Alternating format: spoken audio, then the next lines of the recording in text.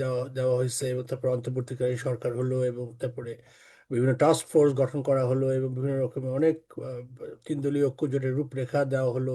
কিন্তু তারপরে আমরা দেখলাম যে সব সব যে যে আগের যেরকম ছিল ঠিক সেইভাবেই, বরঞ্চ আমরা যেভাবে খুব খুব বিস্ময়কর রকম ভাবে আমরা দেখলাম যে যে এরশাদের সাথে সম্পর্ক তৈরি করার জন্য, নির্বাচনের বিজয়ের জন্য, এরশাদের সাথে অ্যালায়েন্স করার জন্য, এরশাদের বিরুদ্ধে মামলা ছিল 16 থেকে 17টা। সে জেলেও ছিল।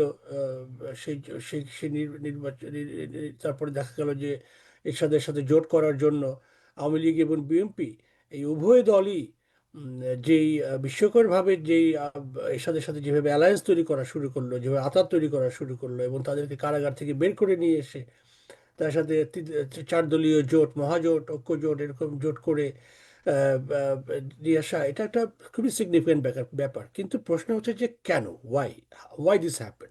এই জায়গাটাতে আমাদেরকে যেতে হবে। আমরা তো দেখলাম এটা 72-এর পরেও আমরা দেখেছি, স্বাধীনতার 72 থেকে 75 এই সময় আমরা দেখেছি, তারপরে আমরা আরো অনেক ঘটনা দেখেছি, আমরা তারপর 90-এর ঘর। কিন্তু 90-এ এমন এমন কেন হলো? এমন কেন হলো, এই বিষয়টা আমাদেরকে বুঝতে হলে আমাদেরকে অ্যাকচুয়ালি রাজনীতির খুব মূল বিষয়ে আমাদেরকে বোঝা দরকার। সে বিষয়টা হচ্ছে যে 71-এর পরে আমরা যেটা দেখেছি আসলে, যে এখানে মূলত বস্তুত কোনো স্বাধীনতা অর্জন ছাড়া বস্তুত আর কোনো শ্রেণীগত কোনো পরিবর্তন এখানে হয়নি। একাত্তরের পূর্বে একাত্তরের পূর্বে যারা শ্রেণীগতভাবে যারা আসলে, যে এখানে মূলত বস্তুত কোনো স্বাধীনতা অর্জন ছাড়া বস্তুত আর কোনো শ্রেণীগত কোনো পরিবর্তন এখানে হয়নি। 71-এর পূর্বে, আচ্ছা এটা হচ্ছে ইকো হচ্ছে ভাবে যারা আসলে, যে এখানে মূলত বস্তুত আলিম কোনো স্বাধীনতা অর্জন ছাড়া বস্তুত আর কোনো শ্রেণীগত কোনো পরিবর্তন এখানে হয়নি। 71-এর পূর্বে, এটা রিপিট পাশে হচ্ছে। কারো আচ্ছা, ফেসবুকে কিছু হচ্ছে আচ্ছা, মনে এবার হয়। ঠিক এবার ঠিক এবার ঠিক আছে। আচ্ছা, তো আমি যেটা বলতে চাচ্ছিলাম যে আপনারা দেখবেন যে স্বাধীনতার পরে যারা সেই পেটি বুর্জোয়া শ্রেণী, অর্থাৎ আওয়ামী লীগ তো ক্ষমতা এসেছে, সেই পেটি বুর্জোয়া তারা শ্রেণীগতভাবে তারা মুসলিম লীগ থেকে কতটুকু পৃথক ছিল ধর্মীয় কারণ ছাড়া। অর্থাৎ ধর্মগতভাবে আলাদা ছিল, কারণ এর আগে এখানে ক্ষমতায় ছিল হিন্দুরা, ক্ষমতায় ছিল, এবং মুসলিম লীগ তারা ক্ষমতায় ছিল। এবং তারপরে আমরা দেখলাম যে স্বাধীনতার পরে যারা পেটি বুর্জোয়া, তারা সেই ভূস্বামী পেটি বুর্জোয়া, এবং সেই ভূস্বামী, এবং তাদের হাতে দেওয়া হলো শিল্প কারখানা জাতীয়করণ করার নামে সেখানে লুটপাট শুরু হয়ে গেল। তারপরে মিডিয়া বন্ধ করে দেওয়া দেওয়া দেওয়া হলো। তারপরে আমরা দেখলাম যে এখানে একমাত্র ধর্মীয় পরিবর্তন ছাড়া বস্তুত আর কোনো ক্ষেত্রেই কোনো পরিবর্তন তো আসেনি, বরঞ্চ যে একটা লুটপাটের ধারায় দেশ অগ্রসর হওয়া, এবং অগণতান্ত্রিক প্রক্রিয়ায় দেশ অগ্রসর হওয়া। অর্থাৎ এখানে একটা শ্রেণীগত বিষয়, একটা অত্যন্ত গুরুত্বপূর্ণ ব্যাপার। এবং সেই সময় আমরা এক্সট্রা জুডিশিয়াল কিলিং আমরা লক্ষ্য করেছি, ব্যাপক এক্সট্রা জুডিশিয়াল কিলিং, বিচার বহির্ভূত হত্যা এবং নিপীড়ন, এবং একদলীয় শাসন, এবং বিভিন্ন রকম আমরা লক্ষ্য করেছি।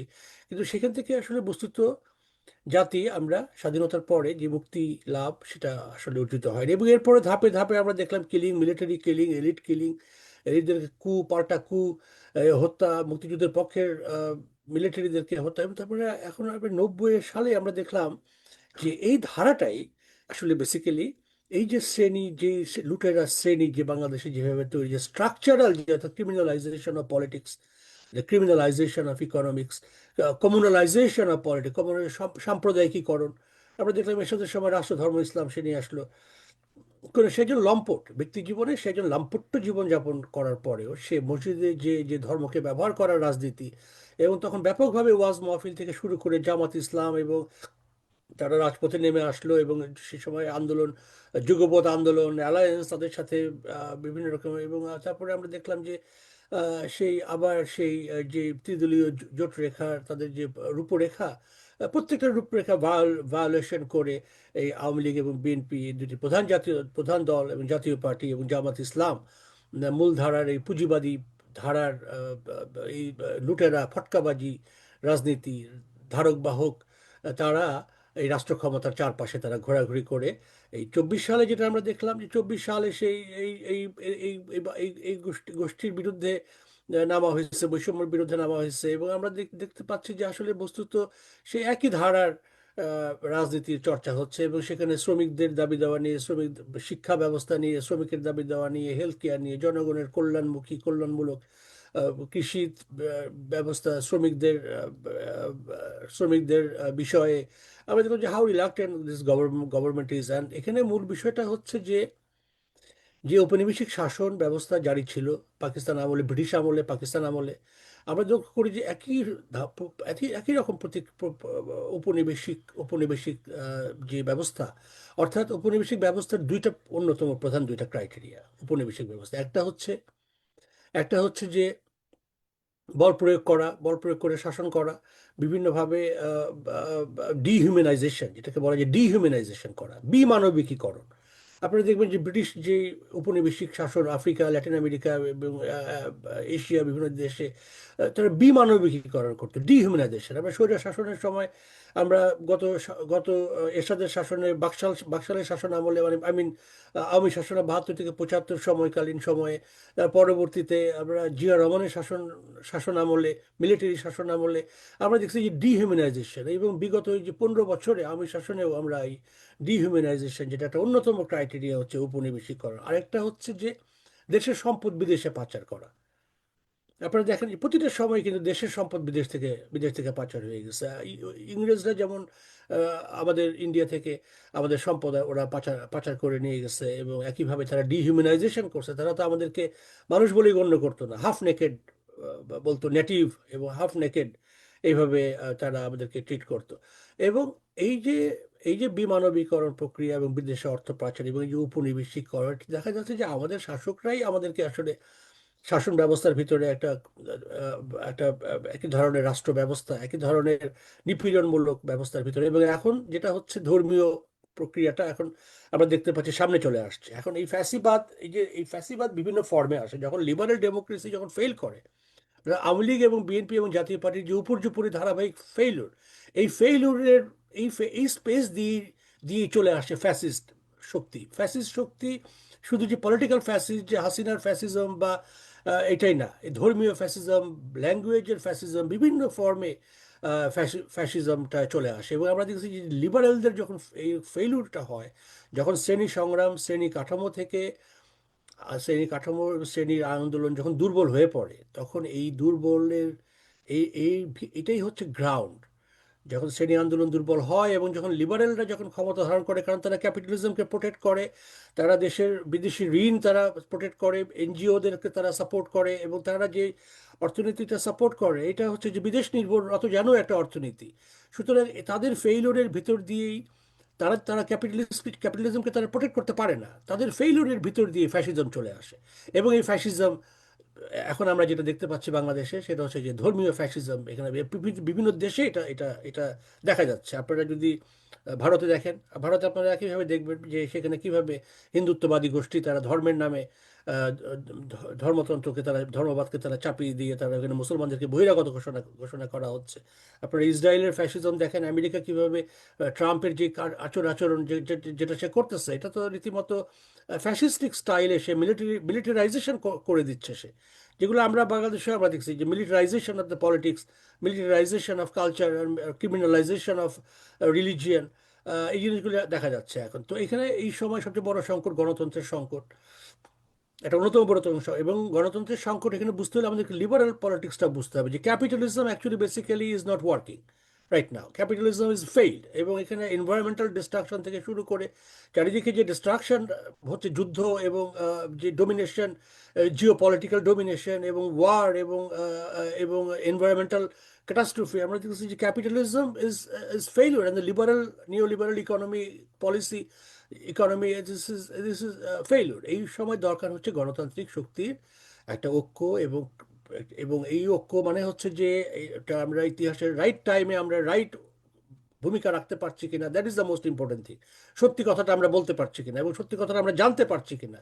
কারণ জানতেও তো হবে, আমাদেরকে তো বুঝতেও হবে যে অ্যাকচুয়ালি ইতিহাসের পাতায় কিভাবে কি হয়েছে। এবং কাজেই আমার মনে হয় যে আপনারা বুঝতে পারছেন আমি যেটা জোর দিতে চাচ্ছি, যে একটা আমাদের ঐক্যের রাজনীতিটা বোঝা দরকার, এবং একটা ঐক্যের প্রক্রিয়ার ভিতরে থাকতে হবে। এবং এখানে অবশ্যই লেফট ডেমোক্রেটিক ফোর্সের একটা ঐক্যের প্রক্রিয়া থাকতে হবে। এখানে সাম্প্রদায়িকতার বিরোধিতা শুধু না, সাম্প্রদায়িকতা মূল শত্রু না, মানে সাম্প্রদায়িকতা বিকশিত হচ্ছে পুঁজিবাদী ব্যবস্থার ভিতর দিয়ে, কারণ পুঁজিবাদ ধর্মকে ব্যবহার করছে, দেশে দেশে ব্যবহার করছে ধর্মের জন্ম হয়, ধর্মের জন্ম হয় ব্যবসাকে ফ্লারিশ করার জন্য। সৌদি আরবে এক সময় যেই পরিমাণে ধর্মের নামে যেই পরিমাণে ব্যবসা হইতো, এখন তার চেয়ে বহু গুণে ব্যবসা হয় এখানে। এখন রোজা মানে ব্যবসা সৌদি আরবে, এখন ধর্মীয় ইভেন্ট মানে হচ্ছে ক্রিসমাস মানে হচ্ছে বিজনেস। ধর্মের কে এভাবে সামনে চলে আসে। কাজেই এটাই আমার বক্তব্য। আমি আশা করি বেশি সময় নিলাম, আপনারাও আলোচনা করেন। থ্যাংক ইউ আলোচনার সুযোগ দেওয়ার জন্য এবং শোনার জন্য। আপনাকে মোস্তফা ভাই অনেক ধন্যবাদ, ভালো লাগলো দেখে। বাবন ভাই, thank you for listening to me. আবার থ্যাংক ইউ। আসবো আপনার কাছে। আমি এখন যাচ্ছি ওবায়দুল্লাহ মামুন ভাইয়ের কাছে। মামুন ভাই,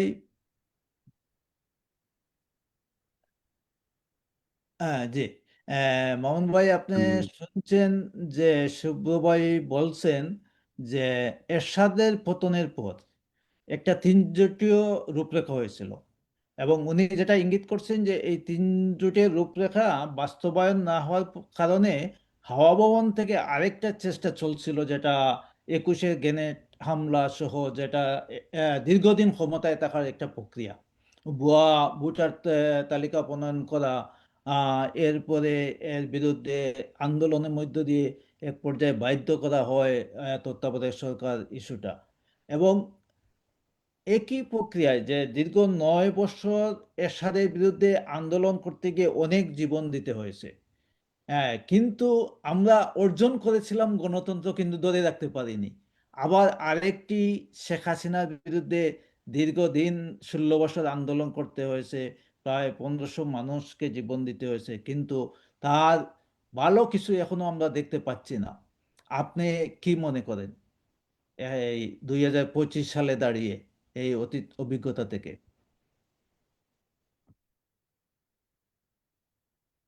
আনমিউট করেন। আপনার বিষয়টা আমি বুঝতে পেরেছি। তার আগে আমি একটু যে আলোচনা করলেন, বেশ আমাদের স্বাধীনতার পরে স্বাধীনতা ছাড়া বাকি যে যে সমাজ, ন্যায় সমাজ, হ্যাঁ, সামাজিক মর্যাদা, এই কথাগুলো লেখা ছিল যেগুলো, সেগুলো ইঙ্গিত দিয়েছেন যে আমরা স্বাধীনতা ছাড়া বাকি ওই প্রক্লামেশন ইন্ডিপেন্ডেন্স যে কথাগুলো উল্লেখ ছিল, এগুলোর কোনো কিছু বাস্তবিত হচ্ছিল না। হ্যাঁ, সেটা নিয়ে এখন আলোচনা হচ্ছে, সেটা সেই কারণে সংবিধান নিয়ে অনেক কথা হচ্ছে। আমি সেই জায়গায় যাব, তার আগে যেহেতু উনি বলেছেন, আমি প্রসঙ্গটা একটু কম বলে, আর আপনি যেটা বলছেন সেটা যাওয়ার আগে আমি একটু, যেহেতু আজকে নূর হোসেনকে স্মরণ করতে চাচ্ছি, কারণ নূর হোসেনটা আইকনিক। আপনারা জানেন 1969-এর গণ অভ্যুত্থানের সময় আমাদের আসাদুজ্জামান, শহীদ আসাদুজ্জামানের কথা আপনাদের মনে আছে, সেখান থেকে আসাদ গেট হলো, সেইখানে ছিল একটা আমাদের টার্নিং পয়েন্ট, আমাদের আইকনিক পয়েন্ট ছিল সেটা। আসাদ ছিল একটা আইকনিক ব্যক্তি।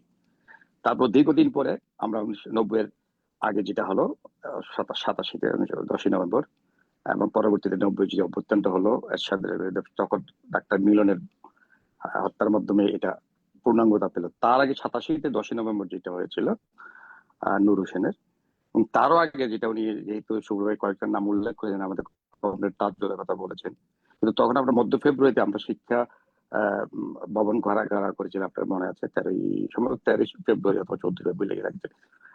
সেখানে দীপালি, কাঞ্চন, ওদের কথা আমাদের মনে করতে হবে, বসুনিয়ার কথা মনে করতে হবে। এরশাদ শহীদের আমার সময় কিন্তু আমাদের, মানে এখন যে হারে র্যান্ডমলি হত্যা হচ্ছে, সেটা হচ্ছে কি কোনো নিয়ম বহির্ভূত, কিন্তু তখন কিন্তু একটা পরিকল্পিত ভাবে, এই মনে দেলোয়ারের উপর ট্রাক উঠিয়ে দেওয়া, ঢাকা বিশ্ববিদ্যালয়ের ভিতরে ট্রাক এসে দেলোয়ারের উপর ট্রাক উঠিয়ে দিয়ে পেরে ফেলা, কমরেড তাজুলকে সেই আদম যে জুট মিলে সেখানে, তারপরে শিক্ষা সফর গ্রহণ করতে সেখানে দীপালি, কাঞ্চন, ওদেরকে হত্যা করে, এগুলো ছিল পুরো প্ল্যান মাফিক, এবং একটা মেট্রিকাল ডিজাইন না হোক, অ্যাটলিস্ট আর্মি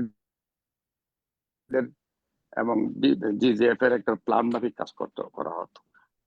সেইখানে 10ই নভেম্বর যেটা ঘটেছিল নূর হোসেনকে নিয়ে, যেটা আইকনিক হয়ে গেল, নূর হোসেন যখন দেয়, তখন আমাদের কিন্তু বুঝতে হবে 1986 সনে আগে আগে কিন্তু আমাদের 15 দলের জোট ছিল।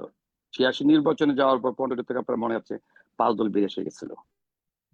আমার মনে আছে 15 দলের অফিসটা ছিল আমাদের বাসায়, তখন আলোচনা হতো।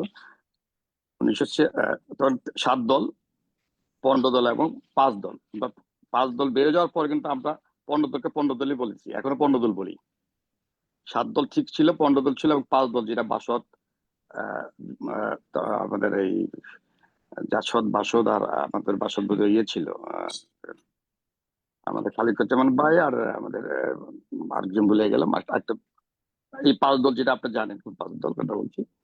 কিন্তু ওই দিন সকালবেলা আমি আবার পুরো এরশাদ হয়েছে আমাদের আমাদের বিগিনিং থেকেই, আমার সম্ভবত মনে হয় 1984 তেসরা নভেম্বর সামরিক শাসনের মাঝখানে একটা 3রা নভেম্বর সর্বপ্রথম বোধ একটা হরতাল সারা দেশব্যাপী আমরা পালন করেছিলাম।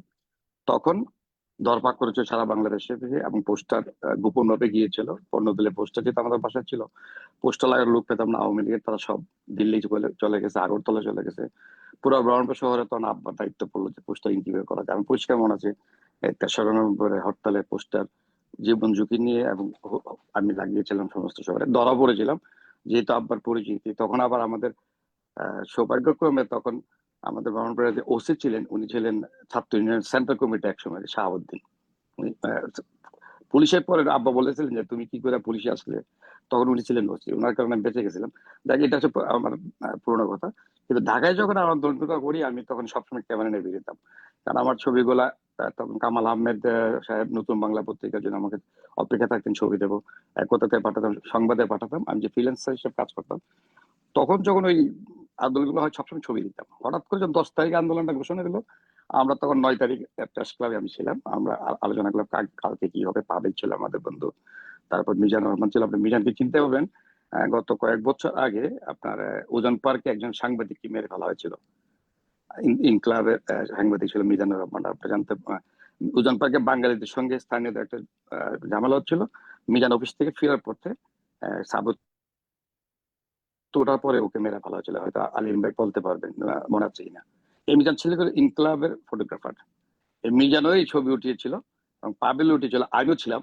কিন্তু আমি আবার ওই প্রেস ক্লাবে তুপকানা রোডে হঠাৎ করে মনে একটা রশিদ তালুকদের বাসা আছে, বাড়ি ছেলে মিজানকে আমি কল করলাম, বললাম আমি আসতেছি, বলে যায় আমি বললো রশিদ তালুকদের গিয়ে একটু চাটা খেয়ে বেরে তারপরে বেরোবো, এগুলো তারপরে প্রেস ক্লাবে চলে। যখন টাইম হলো 10টার দিকে হবে সম্ভবত, আমি দেখলাম যে খালেদা জিয়া চলে আসলো হাউস বিল্ডিং এর পাশে রাস্তায় এসে। খালেদা জিয়া 7 দলের মিছিল নিয়ে এসে অবস্থান করলেন। তারপরে পল্টনে হয়ে তারপরে ইয়ের দিকে গিয়ে জিপিএর সামনে শেখ হাসিনা বসে গেলেন। তারপরে দেখলাম ওই দিক থেকে 5 দলের জোটের বামদের লাল নিশান নিয়ে, যাদের দলীয় পতাকা নিয়ে একটা মিছিল আসছে, তার পাশে দিয়ে কিন্তু নূর হোসেন চলে আসলেন। আমার তখন ধারণা, জানি না তখন নূর চিনতাম না আমরা, পরবর্তী মনে হলো যে এদের মধ্যে পাশে দিয়ে গেছে নূর হোসেন, ডাক্তার চুল, পিছনে লেখা গণতন্ত্র, বুকে লেখা স্বৈরতন্ত্র নিপাত যাক, পিছনে গণতন্ত্র মুক্তি পাক। ওর কিন্তু দুই দিকেই লেখা ছিল, অনেকের যাদের কেউ শুধু গণতন্ত্র মুক্তি পাক এই কথাটা অনেকে দেখেছেন, কিন্তু তার বুকে ছিল স্বৈরাচার নিপাত যাক। এটা কিভাবে পেলাম আমরা, যখন এই পাবেল ছবিটা ওঠালো, আমি তখন সেখান থেকে চলে গেলাম যে টিএসসি দিকে চলে গেলাম, যে ওইদিকে গিয়ে আমার অ্যাকচুয়ালি ইউনিভার্সিটি এলাকা ওইদিকে ঘুরবো, সারা শহরে তো মিছিল চলতেছে। হঠাৎ করে গুলি শব্দ যখন শুনলাম, ব্যাক করতে আসতে দেখলাম একটা কিন্তু গুলি শব্দ, যার বলে আমাদের ধারণা ছিল যদি ঠিকভাবে যদি নূর হোসেনকে যদি গুলি করার পরে, আমরা পরে জানছি ওর নাম নূর হোসেন, এবং তাকে গুলিটা করার পরে তখন ছেলেরা কিন্তু কয়েকজন ধরাধরি করে রিক্সা উঠেছিল। রিক্সা যখন উঠে, রিক্সার ছবিটা উঠেছিল আপনার এই মিজান যে মারা গেলেন নিউ ইয়র্কে, ইনকালাবের মিজান, বুকের ছবিটা রিক্সার মধ্যে। কিন্তু এই রিক্সা থেকে আবার পুলিশটা ধরে নিয়ে পুলিশ কন্ট্রোল রুমে নিয়ে যায়। তাকে যদি মেডিকেলি নেওয়া হতো, একটা গুলি পড়েছে সম্ভবত বেঁচে যেত, কিন্তু জনগণকে ছিনিয়ে নিয়ে পুলিশটা তখন পুলিশ কন্ট্রোল রুমে নিয়ে যায়। সেখানে যাওয়ার পর তার চিকিৎসার অভাব হোক, অথবা দায়িত্বহীনতা কারণে, অথবা তাকে মেরে ফেলছে জানি না, সে কিন্তু মারা যায়। নইলে তাকে ছিনিয়ে নেওয়া হতো পুলিশ, নারী তো হয়তো বেড়ে যেত। এইটা নিয়ে তখন যখন পাবেল ছবি উঠালো, তারপরে চলে গেল, পাবেল চাকরি করতো নিউ নেশনে, ইত্তেফাকের আরেকটা ইয়ে। তখন আপনার ইয়ে ছিল আমাদের কিছুদিন আগে মারা গেলেন, আমি বলে ফকিরুল্লাহ, ভুলে গেলাম আপনার নাম এই মুহূর্তে, কবির সাহেব যে সাংবাদিক উনি ছিলেন।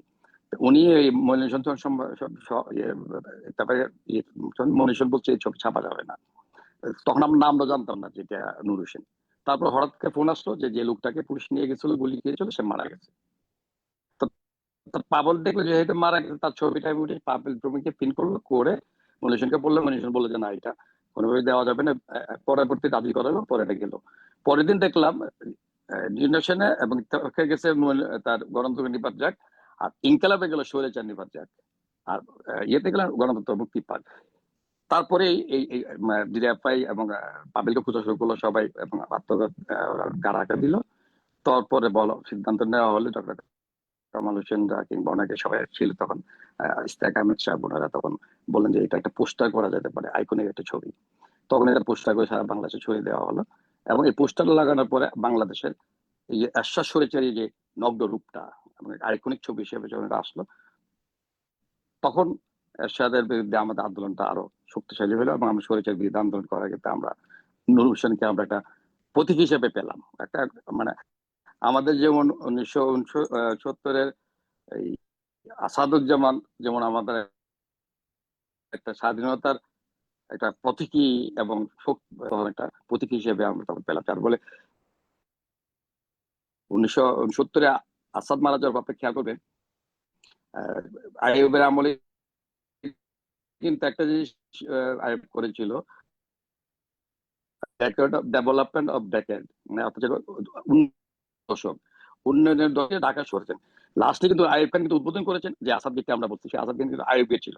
আমরা যেটাকে পরবর্তীতে 1969 সালের আমরা জনতা গিয়ে তার হত্যার পরে তার শার্ট নিয়ে মিছিল করার পরে ওই আইয়ুব গেটটাতে কিন্তু লিখে দেওয়া হলো হাতে করে কালি আলকাতরা দিয়ে আসাদ গেট, এটা আমরা এখন আমরা আসাদ গেট হিসেবে চিনি। এটা কিন্তু আইয়ুব গেট ছিল, আইয়ুব উদ্বোধন করেছিল। এটা ছিল আইয়ুবের উন্নয়নের দশকের অনেকগুলো সৌবর্ণের একটা সৌবর্ণিক। সেখানে উর্দু এবং আরবিতে লেখা ছিল, বাংলা ছিল না। কিন্তু উর্দুতে প্রথম লেখা আছে বিসমিল্লাহির রহমানির রহিম, তারপর লেখা আইয়ুবের উন্নয়নের ইয়ে হিসেবে এটা, এবং পরবর্তী উনি যে উদ্বোধন করছে সেটা হচ্ছে আরবি লেখাগুলো ছিল ওইটা। সেইখানে আমরা গিয়ে আলকাতা দিয়ে আমাদের জনগণ গিয়ে করলো, লিখে দিল, এবং সেখানে আসাদের নাম। এটা একটা আইকনিক হলো আমাদের স্বাধীনতা যুদ্ধের আরো সামনের দিকে, এবং আমরা আন্দোলনকে গ্রহণ করার জন্য যেভাবে আসাদ এই কাজ করেছে। এইরকম কিন্তু নূর হোসেনের এই আত্মহত্যা এবং নূর হোসেনের এক নূর হোসেন স্কয়ার আছে। এইখানের সঙ্গে আরেকটা জিনিস সামনে অ্যাড করতে চাই, আমাদের 24-এ যদি গণ অভ্যুত্থানের ব্যাপারের সঙ্গে কিন্তু এই দুটার সঙ্গে ওরাও আমাদের জানেন যে গণ অভ্যুত্থান করতে গেলে একটা লাশ লাগে, বিভিন্ন দেশে পরিকল্পিত লাশ করা হয়, কিন্তু আমাদের নূর কিংবা আসাদুজ্জামান লাশ ছিল একটা পরিকল্পনা বা মেট্রোগুলো ডিজাইনের না। কিন্তু আবু সাইদ নিয়ে যেটা নিয়ে আবার আন্দোলন শুরু করলো, এখানে কিন্তু একটা ব্যাপার আছে, ওই দুটার সঙ্গে এই আবু সাইদ কিন্তু অনেকে মিলাতে চেষ্টা করতেছে যে আবু সাইদ আন্দোলনের প্রতীক, আবু সাইদকে নিয়ে কিন্তু মেটিকুলাস ডিজাইন যেহেতু বলা হয়েছে, আমি এটাকে মিলাতে যাচ্ছি না। কিন্তু আবু সাইদের তো কিন্তু এরকম আবু সাইদ নামে অনেক কিছু করা হচ্ছে, কিন্তু আমাদের নূর হোসেন স্কয়ার যেটা থেকে যাবে, আসাদ থেকে যাবে। আমি জানি না ভবিষ্যতে আবু সাইদের নামে যত কিছু করা হচ্ছে এই স্থাপনাগুলো ভবিষ্যতে কি হবে, কারণ আবু সাইদের মৃত্যুটা নিয়ে অনেক কিছু আছে, বিভ্রান্ত ব্যাপার আছে অনেক কিছু, যেহেতু এটা মেটিকুলাস ডিজাইন। কারণ ভিডিওটা যদি দেখা হয়, পুলিশ যেভাবে গুলি করা হচ্ছে তার 1 সেকেন্ড আগে আবু সাইদ পুলিশকে যেভাবে এখানে কেন মিশ্র ব্যাপার আছে, আবু সাইদের মাথায় রক্তক্ষরণ হচ্ছিল, কিন্তু পুলিশ গুলি করছে বুকে। ডাক্তার মেডিকেল 3বার রিপোর্ট চেঞ্জ করেছেন, ডাক্তার সাহেব এখানে আছেন, হয়তো জানতে পারবেন। সুতরাং আবু সাইদের অভ্যুত্থানের যে একটা আইকনিক বলা হচ্ছে সেটার সঙ্গে আমি মিলাতে যাচ্ছি না, কিন্তু এখন কিন্তু 24-এ তারা কিন্তু বলতে চাচ্ছে যে আপনি দেখবেন ডক্টর ইনু যখন এখানে তার সেই বুকের মধ্যে ম্যাগাজিনটা সেটা করেছে, সেটা আবু সাইদের লাশ। কিছুদিন আগে শহীদুল আলম এসেছিলাম আমার বাসায় হঠাৎ দেখা করতে, তার বুকে দেখলাম আবু সাইদ, সে গাজাতে গেল আবু সাইদের গেঞ্জি। অর্থাৎ আবু সাইদকে তোলা, আর নূর এবং আসাদ এগুলাকে কিন্তু এখন এটা নিয়ে একটা বেশ মিক্স আলোচনা হচ্ছে। কিন্তু আমি কথা প্রসঙ্গটা আমরা এই কারণে, যেহেতু মানে আসলে আলোচনা তো আমরা শ্রেণীভিত্তিক করা উচিত ছিল আমাদের, যেটা কিন্তু আমি এই জিনিসটা জানার জন্য আমি আমি ওই দিনের ঘটনা আপনাকে বললাম, কারণ অনেকে আমরা হয়তো হারিয়ে গেছি স্মৃতিটা, আমার থেকে হারিয়ে যেত। কিন্তু আপনি যেহেতু আজকে বললেন তাই আমি হঠাৎ করে চিন্তা করলাম এরকম যে আমি তো তখন ছিলাম, কি করলো মন করে দেখলাম যে মোটামুটি আমার স্মৃতিটা আপনার কাজ করছে। এইগুলো জানা দরকার। কিন্তু এই 3 দলীয় জোটের মধ্যে তখন ওইখান থেকে আমরা তখন হঠাৎ করে শেখ হাসিনা যখন এসে সেটা যে সামনে বসলো স্লোগান দিচ্ছিল, তখন চতুর্দিকে পুলিশ এসে শেখ হাসিনা অ্যারেস্ট করবে, সব খবর পেয়ে গেলাম আমরা যে হাসিনাকে অ্যারেস্ট করবে, পুলিশ প্রচুর এসে। আমরা তখন আবার ওখান থেকে চলে আসলাম, তখন আমাদের নূর হোসেন মাথায় নেই, কারণ বোর্ডের যে খালেদা হাসিনা ওরা যে কোনো একজন অ্যারেস্ট আসলে ছবির ইম্পর্টেন্স আছে। তা আমরা সবাই আবার নুর হোসেনকে ফেলে চলে আসছে তখন রেডি আছে, আর ওরা ধারণা করা যায় ওদেরকে নিয়ে আসলে নিয়ে যাওয়া হবে। তা আমরা তখন নুর হোসেনকে গুরুত্ব দিই নেই। ও মারা যাওয়ার পরে ওই পাবেলের ছবিটা কিন্তু নুর হোসেনকে বাঁচিয়ে রাখছে এখন পর্যন্ত আমাদের কাছে। এ হচ্ছে নুর হোসেনের 10ই নভেম্বর। নুর হোসেনকে আমি আমার তার আত্মার মাগফিরাত কামনা করি, তার প্রতি আমার শ্রদ্ধা জানি। নূর হোসেন দিবস এবং নূর হোসেনের যে নূর স্কয়ার যেটা হয়েছে সেখান থেকে আন্দোলন এখনো আন্দোলন দানা বাঁধছে, এবং সেটা একটা আমাদের জন্য একটা মাইলফলক হিসেবে আছে। এটা হচ্ছে নূর হোসেনের প্রতি আমরা কৃতজ্ঞতা। আর যেটা বললেন যে এরশাদ শরীফের আমরা সবাই শুধু তাই না, আমরা 90 পর্যন্ত ডাক্তার মিলনের হত্যা পর্যন্ত বিএমএ বাংলাদেশ মেডিকেল অ্যাসোসিয়েশনের যে ভূমিকা, অনেকের ভূমিকা ছিল, কিন্তু সেইখানে মিলন যদি হত্যা না হইতো হয়তো আর কিছুতে সময় নেই, কিন্তু তার হত্যার পরে যেটা হয়েছে আপনার, আর এটার সঙ্গে আরেকটা জিনিস অ্যাড করতে হবে, কারণ তার হত্যার পরে কিন্তু আমরা দেখুন পেশাজীবীরা সচিবালয় অচল হয়ে যাচ্ছে, সমস্ত পেশাজীবীরা কিন্তু এরশাদকে অচল করে দিয়েছে। তো এরশাদ কিন্তু আরো কিছুদিন, কারণ এই গণ অভ্যুত্থানে কিন্তু আমাদের সচিবালয় বলেন বা যারা এই টাইপের গণ অভ্যুত্থান পদ্ধতি, সেখানে কিন্তু এটার সঙ্গে এরশাদের 90 যে গণ অভ্যুত্থান, এটা কোন রকম আমি খুঁজে পাচ্ছি না। কিন্তু মানুষ বলছে তো 24 গণ অভ্যুত্থান, কিন্তু জনগণ যে অভ্যুত্থানটা করেছে সেই অভ্যুত্থানের পিছিয়ে এখন যে চেহারা আমরা দেখছি অভ্যুত্থানে, নিঃসন্দেহে বোঝা যাচ্ছে। আর এই অভ্যুত্থানের একটা কখনো বিনা রোড ম্যাপ ছাড়া অভ্যুত্থান হয় না, অভ্যুত্থানের সাথে একটা রোড ম্যাপও থাকে। কিন্তু এই 24 গণ অভ্যুত্থানের রোড ম্যাপ কিন্তু আমরা দেখি না, ছিল কি কোটার থেকে পরবর্তী এখন যা দেখলাম। তো এইগুলো আমাদের একটু ক্লিয়ারিফাই করতে হবে আমাদের মধ্যে যারা আমরা আলোচনা করছি। অনেকে বলে 24 গণ অভ্যুত্থানটা স্বীকৃতি দেওয়া হবে, এবং দেখেন আজকে কি হচ্ছে যে 24 গণ অভ্যুত্থানটাকে আপনার গণভোটের ব্যবস্থা করেছে। গণভোটের যেটা একই দিনে আজকে এই ডক্টর ইউনূস কালকে যেটা বললেন যে একই দিনে হবে। 48টা সংস্কারের মধ্যে 30টা একমত হয়েছে, 18টা নিয়ে দ্বিমত আছে এখনো। হ্যাঁ, সেই 18টা আদৌ কি জানি না, সেখানে 4টা পড়বে ব্যালটে থাকবে। 4টার মধ্যে তত্ত্বাবধায়ক যে 4টা আপনারা হয়তো অনেকে শুনেছেন, আমার দেশের জনগণ ইলেকশনে ভোট দিতে গিয়ে দাড়ি শেষে দেবে না নৌকায় দেবে, তার সঙ্গে যে সংস্কারে যে 4টা কন্ডিশন থাকবে সেটা পড়ার মতো বোঝার মতো ক্ষমতা আমারও অন্তত হয়নি। আমি বুঝতে পারছি না এই 4টাতে কোনটাতে ঠিক দেওয়া হবে। 4টার মধ্যে 2টাতে হয়তো আমি হা দিলাম, একটাতে না দিলাম, কিন্তু 270 দিন পরে হা দেন না দেন এটা পাস হয়ে যাচ্ছে। তাহলে এই গণভোটের দরকারটা কি? সুতরাং আমরা এখন শরীরের আচরণ শুধু সাথে যেমন শরীরের উপাধি পেয়েছে, ফেসিস পেয়েছে, এখন ডক্টর ইউনূস যারা করছে সেটা কি আমি কিসে সংজ্ঞায়িত করবেন? এটা তো ফেসিসদেরকে ছাড়িয়ে যাচ্ছে। 15 বছর আওয়ামী ফেসিস্টের চেয়ে এখনকার ফেসিস্ট তাদেরকে মনে করে তাদের ইচ্ছেই তারা সব করছে। এখন জামাতকে দিয়ে আপনার নিয়েছে পিয়ার পদ্ধতি, এবং পিয়ার পদ্ধতি পক্ষে 4টার মধ্যে একটা পিয়ার পদ্ধতি, পিয়ার পদ্ধতি চান না চান, এবং উচ্চকক্ষে পিয়ারে যদি যেতে হয়, বাংলাদেশের পিয়ার পদ্ধতি নিয়ে আদৌ পিয়ার পদ্ধতিটাকে এখন পর্যন্ত আমরা ক্লিয়ার করতে পারলাম না জনগণের কাছে। কি সাধারণ মানুষ, রাজনীতিবিদদের মানে অনেক কিছু হচ্ছে যেগুলার কোন রকম আইনগত ভিত্তি, সাংবিধানিক ভিত্তি আমি দেখছি না। যার বলে এগুলো আমাদের একটু ইলেকশনের আগে আমাদের মধ্যে আলোচনা করতে হবে। আজকে আলোচনা করেছেন, আমরা একটু শুনলাম, আমি যতটুকু পেরেছি বলছি, প্রয়োজন মধ্যে আবার আলোচনা করবো আমরা। আবার মামুন ভাই আবার আসবো। আমি আপনাদের কাছ থেকে আরো শুনবো। হ্যাঁ, আমরা আমার আলোচনা একটু এলোপাতাড়ি হয়ে গেছে হয়তো। আমি জাস্ট বলার জন্য, জানানোর জন্য বলছি আর কি, খুব বেশি একটা গুছিয়ে দিয়ে বলতে পারছি তাও না।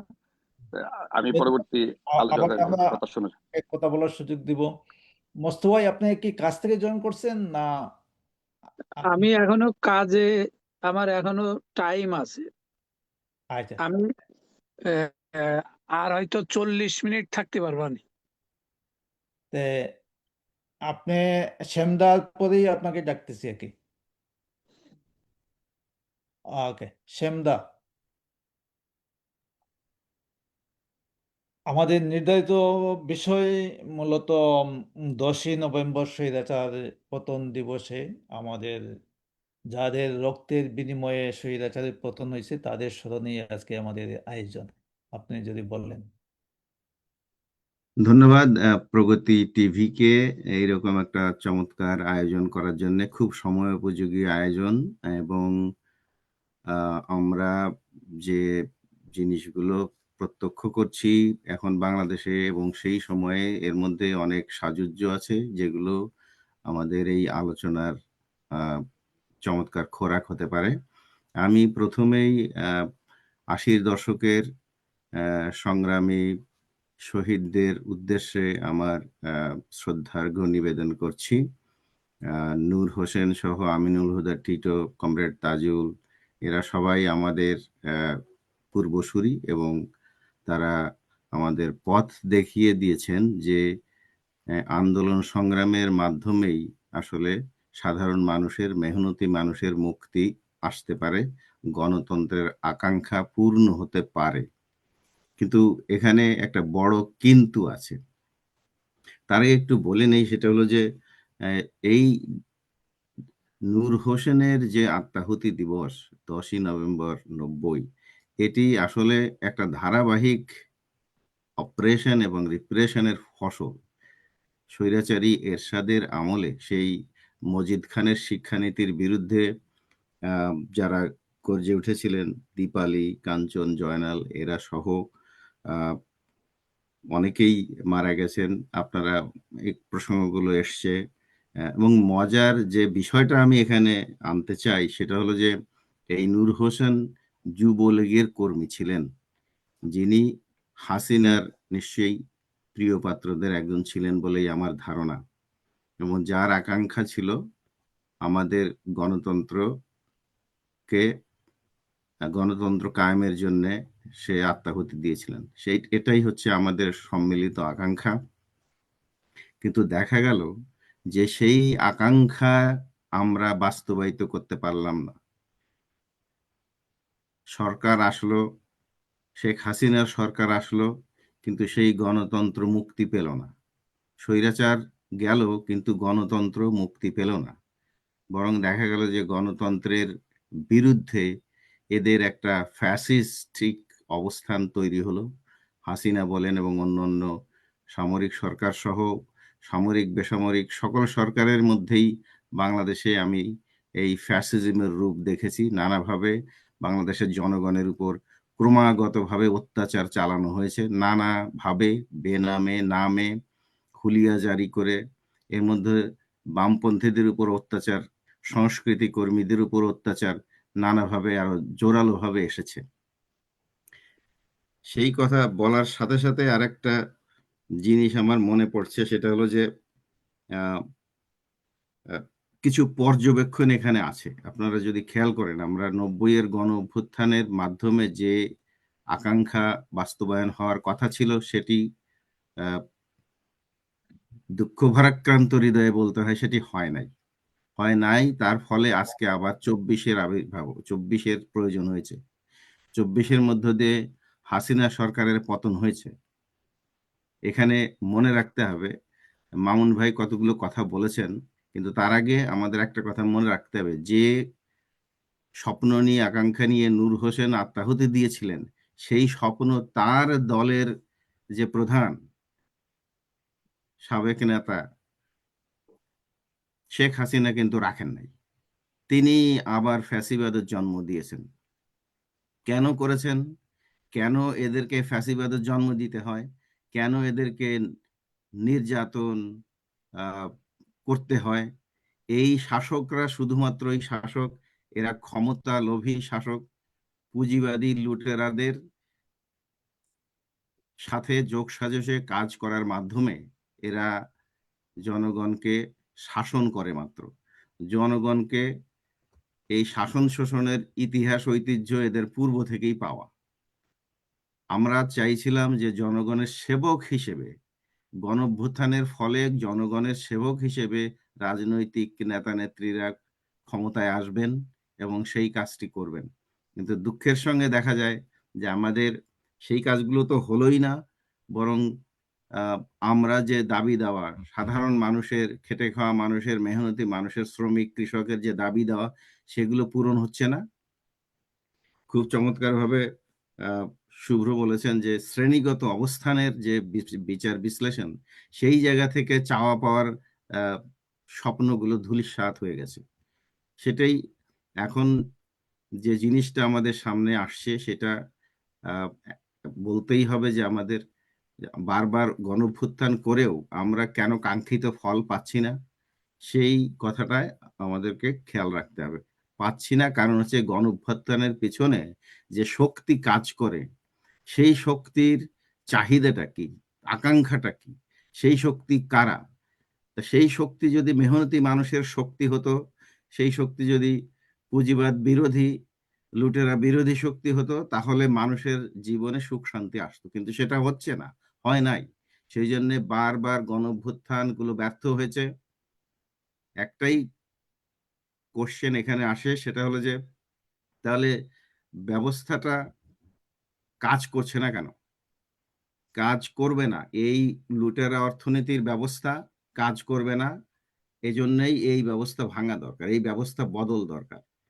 পুঁজিবাদী ব্যবস্থা না বদলালে, প্রগতিশীল চিন্তা ভাবনা, সংস্কৃতি এগুলো যদি বাংলাদেশে কার্যকরী না হয়, তাহলে বাংলাদেশের সামগ্রিক উন্নয়নের তো সম্ভবই না। বরং আমি মনে করি যে বাংলাদেশের যে আকাঙ্ক্ষা নিয়ে মুক্তিযুদ্ধ 1971 স্বাধীনতা অর্জিত হয়েছিল, সেই আকাঙ্ক্ষাও ধীরে ধীরে জলাঞ্জলি যাবে। সেজন্যই আজকে আমাদেরকে আরো বেশি সচেতনতার সাথে, আমি মনে করি আমরা, আমি আমি নিজের কথা বলতে চাই না, আমিও ওই 10ই নভেম্বরের মিছিলে ছিলাম। আমিও ওই 10ই নভেম্বরের রাতে জেলে জেলে গিয়েছিলাম, জেলে ছিলাম। কিন্তু এত সব বলার তেমন কোনো ইচ্ছা আমার নাই। কিন্তু আমরা যেটা চাই সেটা হলো যে সেই দিনগুলোর বিপরীতে একটা সুখী সমৃদ্ধ বাংলাদেশ, যেটা নাকি আমরা পাইনি, এখনো পাচ্ছি না। আহ, আজকের ক্ষমতায় যারা আসীন আছেন, তারা খুব একটা গুরুত্ব দিয়ে যে বৈষম্য হীনতার কথা বলেছিলেন, সেগুলোর পক্ষে কোনো কাজ করছেন না। আজও মেহনতি মানুষের, আজও শ্রমিকদের আহ, নিরন্নতার হাহাকার, আজও তাদের পেটে ভাত যায় না দুবেলা দুমুঠো। এই সবগুলো আমাদের চারিদিকেই রয়েছে। সে কারণেই আমি মনে করি আজকে আমি গভীর শ্রদ্ধার সাথে নূর হোসেন দিবসের সকল শহীদকে স্মরণ করি, এবং সেই সাথে স্মরণ করি যে তাদের যে আকাঙ্ক্ষাগুলো ছিল, সেই আকাঙ্ক্ষা বাস্তবায়নের মাধ্যমে আমরা বাংলাদেশকে সুখী সমৃদ্ধ করতে পারি। আর তার জন্যে প্রগতিশীল বামপন্থী শক্তিকে আরো বেশি উঠে আসতে হবে, আরো বেশি শক্তি অর্জন করে বাংলাদেশে ক্ষমতায় আসতে হবে। তার মাধ্যমে এটি সম্ভব হবে। আমি আবারও সকল শহীদদের প্রতি আমার বিনম্র শ্রদ্ধা জানিয়ে আলোচনা শেষ করছি। ধন্যবাদ প্রগতি টিভিকে। থ্যাঙ্কস। ধন্যবাদ শ্যামদং। মোস্তফা ভাই, আপনি তো শুনলেন, অনেক কথা আসছে যে গণতান্ত্রিক সরকারও এক সময় স্বৈরাচারী হয়ে ওঠে এবং তারাও নিয়মতান্ত্রিকভাবে ব্যালটের মাধ্যমে ক্ষমতার পরিবর্তনটা পছন্দ করে না। ক্ষমতাকে দীর্ঘস্থায়ী করার জন্য তারা বিভিন্ন ব্যবস্থা নেয় এবং একটা পর্যায়ে আন্দোলনের মধ্য দিয়েই এম, তাদের বিদায় নিতে হয়। এবং আরেকটা জিনিস যেটা মামুন ভাই বলছেন, যে নূর হোসেন আহ, আহত হওয়ার পরে তাকে হয়তো বাঁচানো সম্ভব ছিল যদি সে ঠিকমতো হাসপাতালে পৌঁছানো যেত। কিন্তু একটা জিনিস আমরা দেখলাম, বিভিন্ন স্বৈর শাসকের সময় তারা লাশকে ভয় পায়। কারণ যারা এই গণতান্ত্রিক আন্দোলনে আহত বা নিহত হয়, শহীদ হয়, তাদেরকে গুম করার চেষ্টা চলে, এমনকি তাদেরকে হাসপাতালেও ঢুকতে দেওয়া হয় না, যেটা এরশাদ করছেন। একইভাবে আমরা দেখছি খালেদার সময়, সর্বোপরি 24-এও দেখলাম অনেক লাশ কিন্তু হসপিটালে বা হাসপাতালে ঢুকতে দেওয়া হয় নাই তার দলীয় কর্মী এবং পুলিশের বাধার কারণে। আপনি ছাত্র রাজনীতির সাথে সক্রিয় ছিলেন, আপনার যদি বক্তব্য যদি বলেন, আহ, আপনি কিভাবে দেখছেন আপনার আন্দোলন সংগ্রামের সময় বা এই এরশাদ বিরোধী আন্দোলনে আপনি সক্রিয় ছিলেন? এরশাদ বিরোধী আন্দোলনে সকল শহীদদের প্রতি গভীর শ্রদ্ধা রেখে আমি খুব স্বল্প কথায় আমার বক্তব্য শেষ করব। আমি শুরুতে শুভ্র ভাই খুবই গুরুত্বপূর্ণ আলোচনা করছেন আজকে। মামুন ভাই ওই সময়কালের ঘটনাগুলো তুলে ধরছে, এটা বেশ ভালো লাগছে। এবং শ্যাম দাও সবশেষে অনেক গুরুত্বপূর্ণ কথা বলছে। তা আমি একটু ভিন্ন জায়গায় একটু বলতে চাই। আপনারা দেখবেন যে এরশাদ বিরোধী আন্দোলনে আমাদের কিন্তু দুটো স্লোগান কমন থাকতো। একটা হলো গণতন্ত্র রক্ষা করতে হবে এবং আমাদের সাম্প্রদায়িক যে বিষ সারা বাংলাদেশে ছড়াচ্ছে তার বিরুদ্ধে আমাদের জনগণকে ঐক্যবদ্ধ হইতে হবে। অর্থাৎ এরশাদ বিরোধী আন্দোলনটাই ছিল গণতন্ত্র এবং সাম্প্রদায়িকতা বিরোধী আন্দোলন।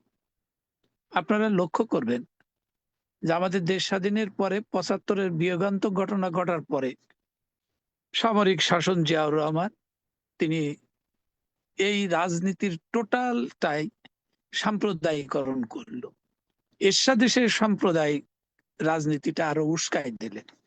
কিন্তু সবচেয়ে দুঃখজনক হলো যে বাংলাদেশের বৃহৎ রাজনৈতিক দল এবং মুক্তিযুদ্ধের নেতৃত্ব দানকারী দল আওয়ামী লীগ এসে সেটাকে আরো, এবং আজকে বাংলাদেশের যে অবস্থা, এক কথায় আমরা মন্তব্য করতে পারি যে আমাদের বর্তমান যে পরিস্থিতি, এটা যেমন আমাদের ৭১-এর মুক্তিযুদ্ধের চেতনাকে তারা হত্যা করছে, আমাদের সকল শহীদদের তারা অবমাননা করছে, আমাদের বীর মুক্তিযোদ্ধাদের নানাভাবে অপদস্থ করা, হত্যা করা, গলায় জুতোর মালা দেওয়া।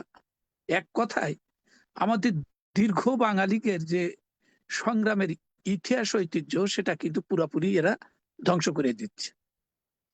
অর্থাৎ একই সঙ্গে এরা রাজনীতিটাকেও হত্যা করছে, গণতন্ত্রকে হত্যা করছে, এবং এই ভূভাগে যারা একটু ধর্মপ্রাণ মানুষ ছিল, যারা ধর্ম পালন করত, তারাও আতঙ্কে আছে।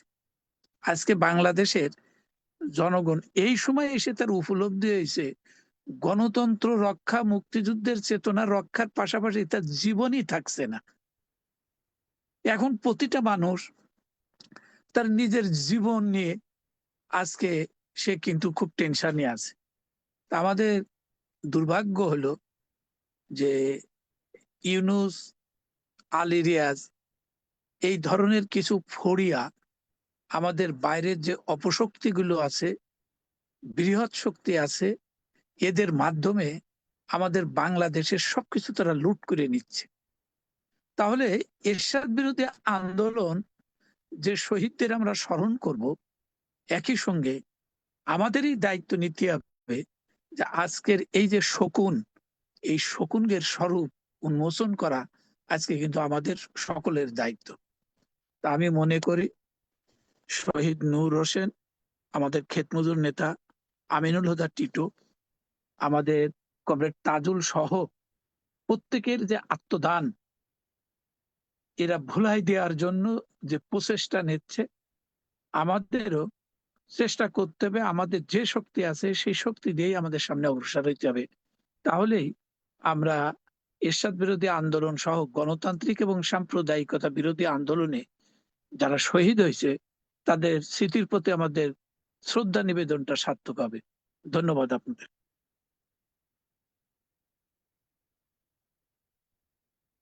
ধন্যবাদ মোস্তফা ভাই। আমার মনে হয় এখন আছেন আপনার মিল্টন দা সম্ভবত।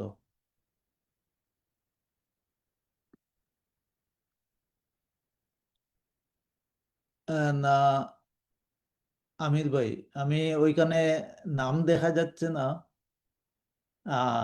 স্যামসাং দেখা যাচ্ছে।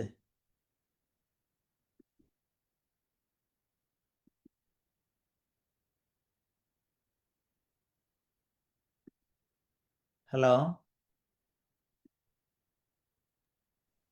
আনমিউট করে কথা বলতে বলে। আপনি একটু আনমিউট করে যদি কথা বলেন। যে হালিম হালিম এটা আমি আরেকটা ফোন নিয়ে বাসার বাইরে দাঁড়াইছি আর কি।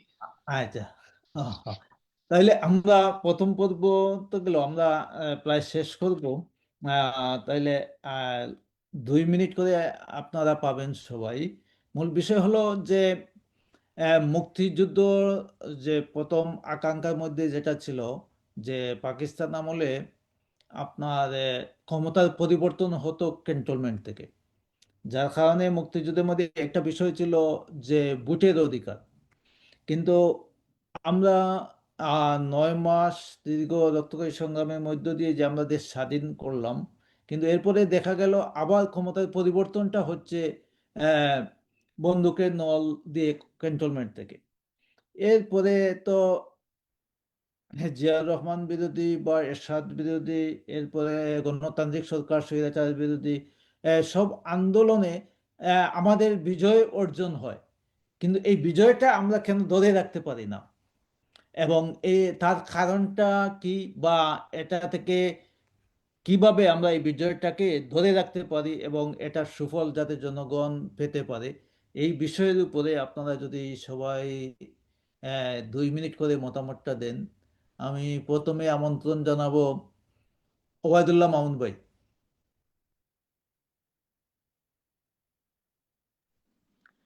না, প্রথমত আপনি যেটাকে বিজয় বলেছেন, হুম, এটা সাময়িক বিজয়।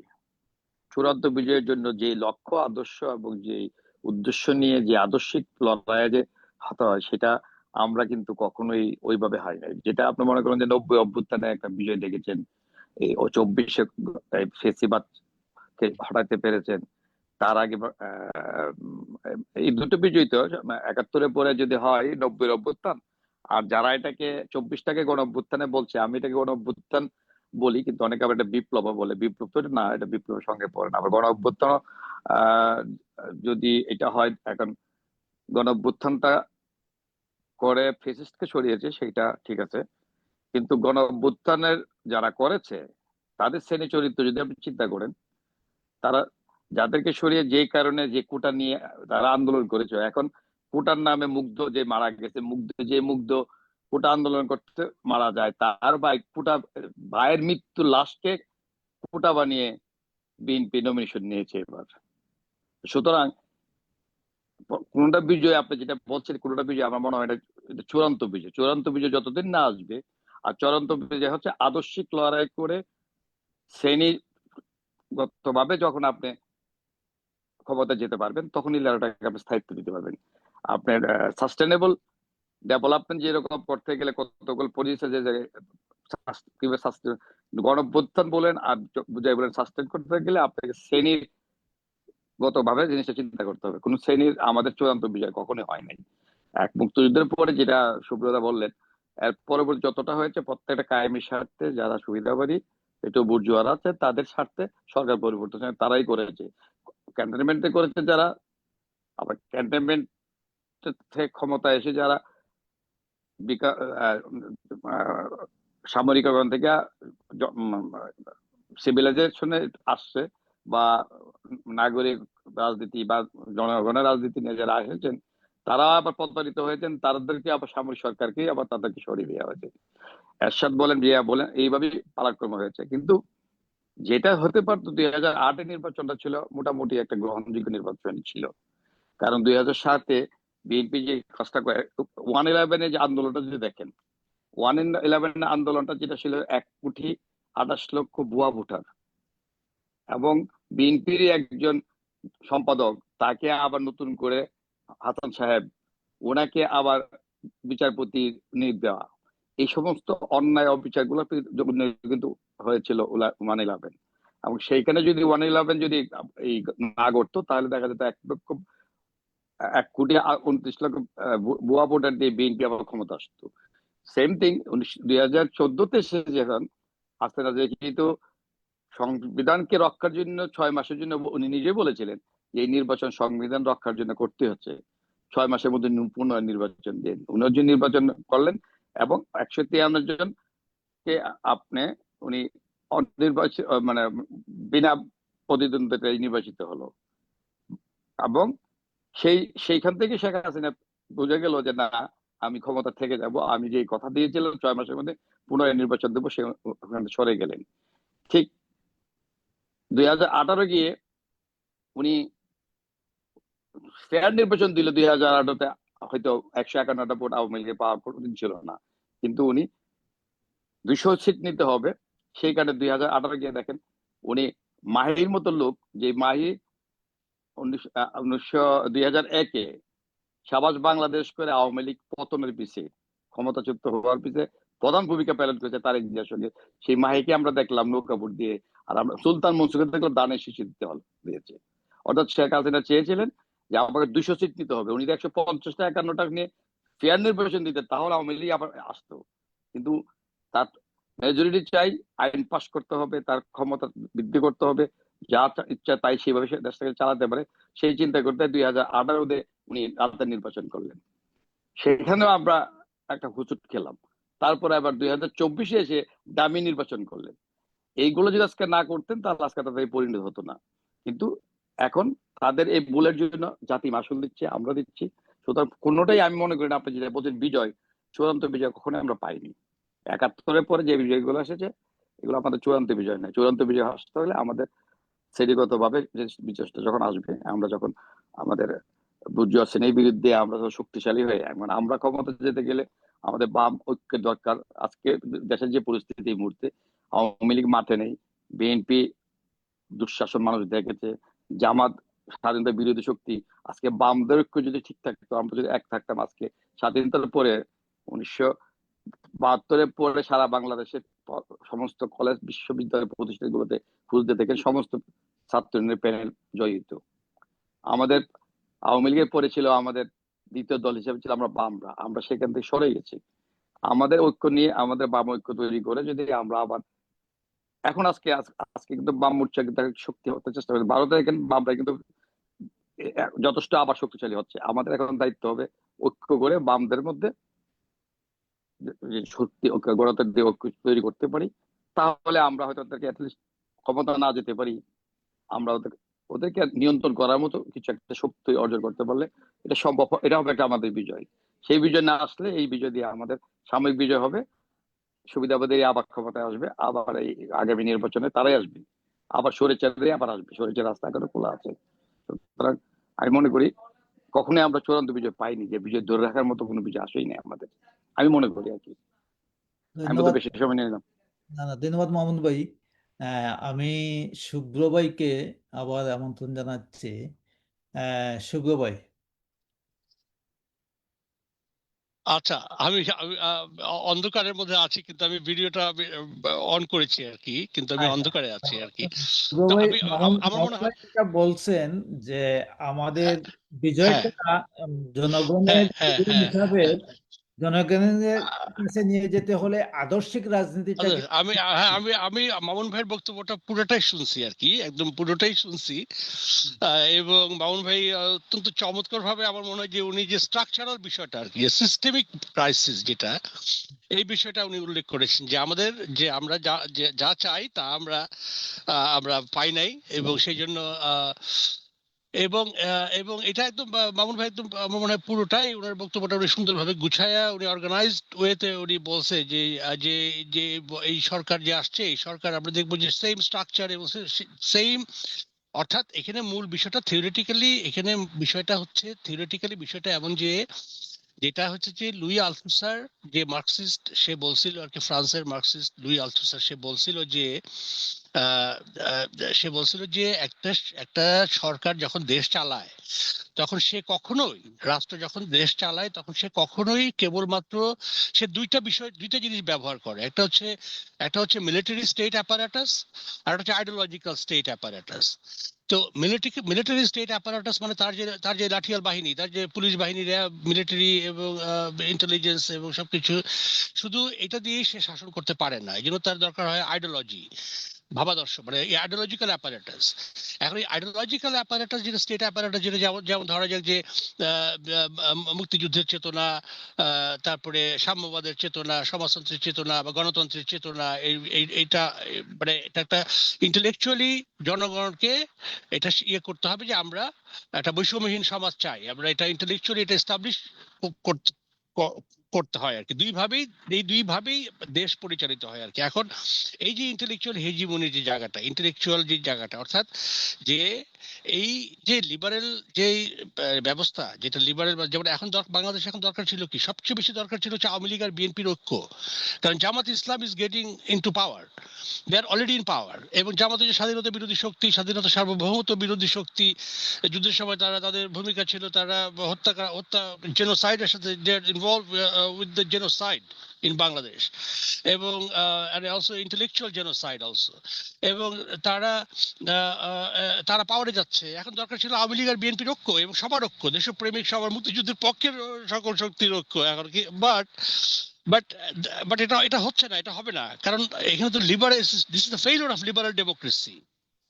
যারা লিবারেল দাবি করতেছে, যারা আর কি, হ্যাঁ, যে একটু একটু জাতীয় সঙ্গীত, একটু ধর্ম, একটু ইংরেজি, একটু বাংলা, এরকম এরকম আর কি, বাণিজ্যকরণ করা এবং ব্যবসায়ীকরণ করা, সুবিধা নীতিহীন।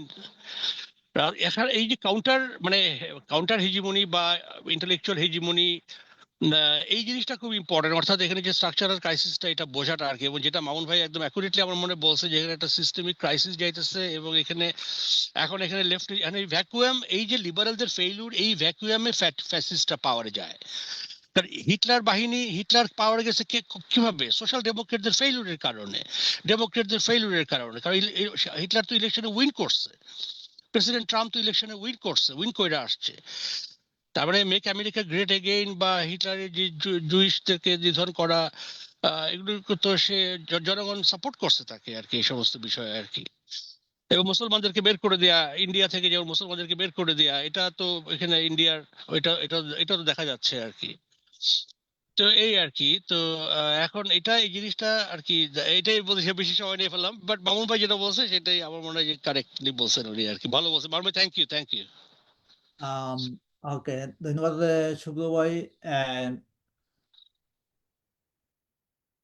এখন আমরা শুনবো আমাদের মোস্তফা ভাইয়ের কাছ থেকে। মোস্তফা ভাই, আহ, যেটা আলোচনা হচ্ছে যে গণতান্ত্রিক শক্তি তাদের পথ হারানোর কারণে বিভিন্ন সময় আমরা দেখতে পাই তাদের প্রতীকগুলো আহ, স্বাধীনতা বা গণতন্ত্রের বিপক্ষ শক্তির হাতে তুলে দিতে, যেটা মামুন ভাই বলছেন, কখনো আওয়ামী লীগ, কখনো বিএনপি। বিএনপি যেমন আম, যুদ্ধাপরাধীদের হাতে আমরা দেখছি তাদের দানের শীষ তুলে দিচ্ছে। একইভাবে আমরা দেখছি আওয়ামী লীগ নৌকা তুলে দিচ্ছে যারা মুক্তিযুদ্ধ এবং স্বাধীনতায় বিশ্বাস করে না তাদের হাতে। আপনার কি মনে করেন বিষয়গুলো? আমাদের যেটা মুখ্য সমস্যা হুম, রাজনৈতিক দলগুলোর, হুম, সেটা হলো যে জনগণের প্রতি যে দায়বদ্ধতা, সেই দায়বদ্ধতার থেকে তারা পাওয়ার এবং তারা আখের গুছানোটাকে প্রাধান্য দেয়। সেই কারণে যেন প্রকারে ক্ষমতায় যেতেই হবে সুবিধাগুলো ভোগ করার জন্য, যার প্রেক্ষিতে এইটা হয়। আমি কিন্তু একটু আলোচনা মানে একটু আগে যেটা বলছিলাম, যে এই যে রাজনীতিকে হত্যা করা, রাজনীতির কে ট্রাকে না রেখে বাইরে নিয়ে যাওয়া, অরাজনৈতিক লোক, ব্যবসায়ী আমলা, সামরিক বেসামরিক যেসব আমলারা, এরা কখনো দেশত্ববোধ এবং জনগণের দায়বদ্ধতা থেকে কিন্তু রাজনীতিতে আসে না। এই দুর্ভাগ্যটা আমাদের চলতেছে বরাবর, যে কারণেই আমরা কিন্তু জনগণের যে আকাঙ্ক্ষা, সে আকাঙ্ক্ষা, গণ অভ্যুত্থান হয়, তো হওয়ার পরে কি হয়?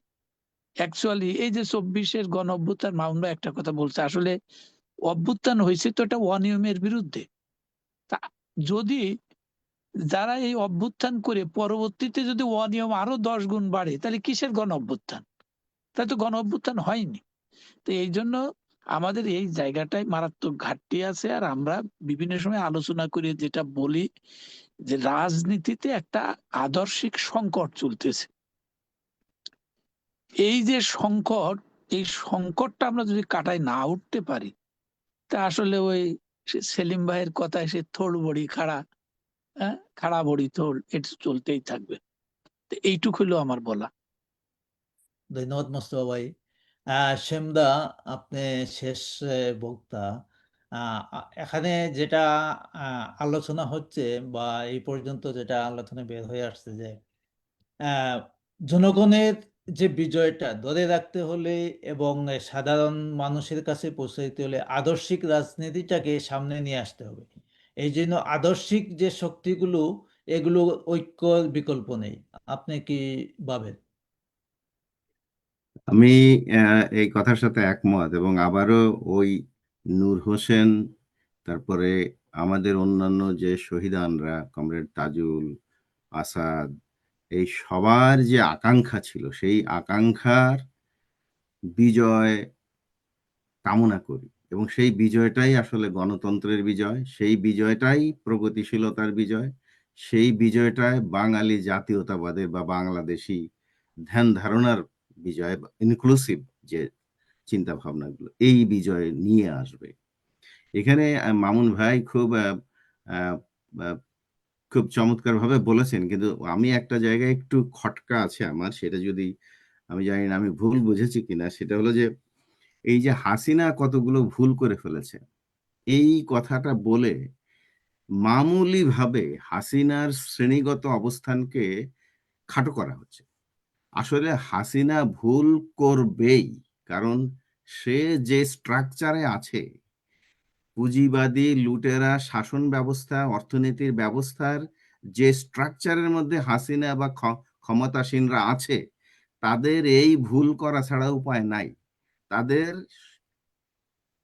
কমরেড আলিমের মতোই, যে তাদের শেষ যাত্রা হচ্ছে ওই ফ্যাসিবাদের দিকে, ওই কথাটাই।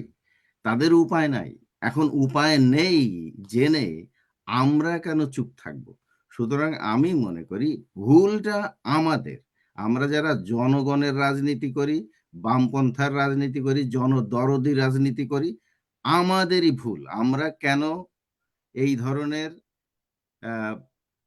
যাদের শ্রেণীগত অবস্থান আমাদের সঙ্গে মেলে না, তাদের কাছে যাব, তাদের পাশে থাকব, এটার প্রশ্নই আসে না। আমি মনে করি হাসিনা শুধুমাত্র এই ভুল করেন নাই, আরো বড় ভুল করছেন। আমাদের বামপন্থীদেরকে ক্ষত বিক্ষত করেছেন নানাভাবে। বামপন্থীদের একটা বড় শরিক, যেমন আমি রাশেদ খান মেননের কথা বলবো, ইনুর কথা নাই বললাম, এদেরকে তিনি প্রলোভন দিয়ে নিয়ে গেছেন। তার মানে বামপন্থীদের তিনি আসলে ক্ষতি করেছেন। এইভাবেই আসলে শ্রেণীর রাজনীতিতে আপনি যদি শত্রু মিত্র চিহ্নিত করতে ভুল করেন, তখনই আমাদের সমস্যা হবে।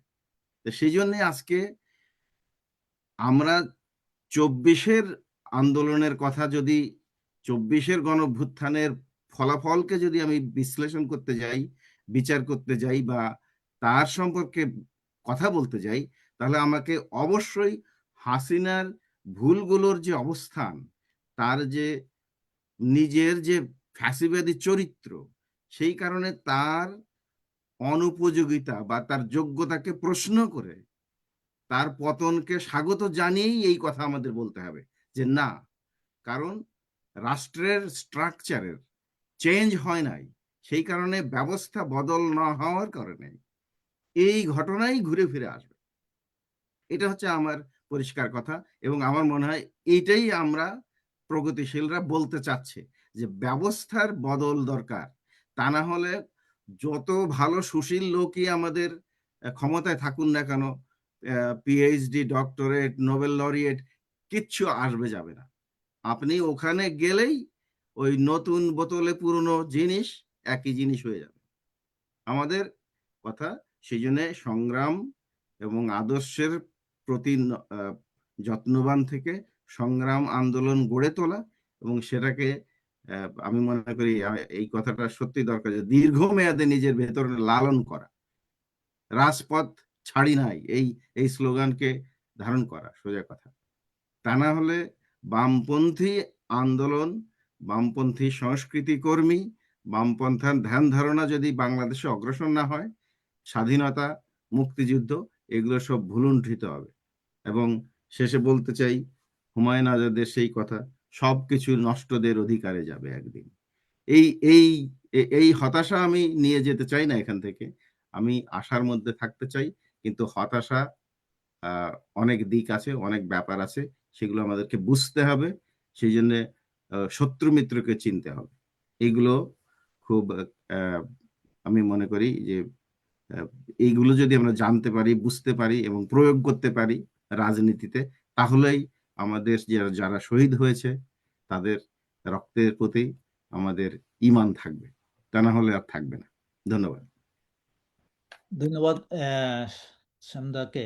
আমরা আজকে মিলিত হয়েছিলাম 10ই নভেম্বরকে স্মরণ করার জন্য। আম, যাদেরকে আমরা প্রগতি টিভিতে আমন্ত্রণ জানিয়েছিলাম, এরা সবাই 80 এবং 90-এর দশকে সক্রিয় ছাত্র রাজনীতির সাথে ছিলেন, রাজপথে লড়াকু যোদ্ধা ছিলেন। সবাই তাদের অভিজ্ঞতা এবং থেকে এই 10ই নভেম্বরের বিষয়টাকে তুলে ধরার চেষ্টা করেছেন। আহ, যারা স্বৈরাচার বিরোধী এবং গণতান্ত্রিক আন্দোলনে শহীদ হয়েছেন তাদের প্রতি শ্রদ্ধা আমরা জানিয়েছি আজকে। কিন্তু সবার বক্তব্য একটাই, যে গণ আন্দোলন এবং মুক্তিযুদ্ধের চেতনা, মুক্তিযুদ্ধের আকাঙ্ক্ষাকে জনগণের কাছে পৌঁছে দিতে হলে আদর্শিক রাজনীতিকে শক্তিশালী করতে হবে। বামপন্থা এবং শ্রেণী সংগ্রামে যারা বিশ্বাস করেন সেই আন্দোলন, সেই ধারাকে শক্তিশালী না করলে জনগণের সুফল, জনগণের আন্দোলন জনগণের কাছে পৌঁছবে না। এই জন্য সবার একই আকাঙ্ক্ষা যে আদর্শিক রাজনীতির ঐক্য। ঐক্য ছাড়া যেমন বাংলাদেশের অস্তিত্ব যেমন বিপন্ন হবে, আজকে মৌলবাদ সামনে চলে আসছে। সেই মৌলবাদ, যে যারা মুক্তিযুদ্ধ এবং স্বাধীনতা চায়নি, তারাই আজকে দাপটের সাথে কথা বলতেছে, দাপটের সাথে তারা আম, আম, ক্ষমতায় আসার চেষ্টা করতেছে। এই অপশক্তিকে রুখতে হলে এবং গণ আকাঙ্ক্ষাকে জনগণের কাছে পৌঁছে দিতে হলে আদর্শিক রাজনীতি এবং আদর্শিক প্ল্যাটফর্ম খুবই সময়ের দাবি। সেই দিকে সবাই সজাগ থাকবেন। আমাদের আজকে এই আলোচনা এখানেই শেষ করতে যাচ্ছি। যারা অংশগ্রহণ করেছেন সবাইকে আন্তরিক ধন্যবাদ জানিয়ে আমাদের আজকের প্রোগ্রাম এখানেই শেষ করতেছি। সবাই ভালো থাকবেন।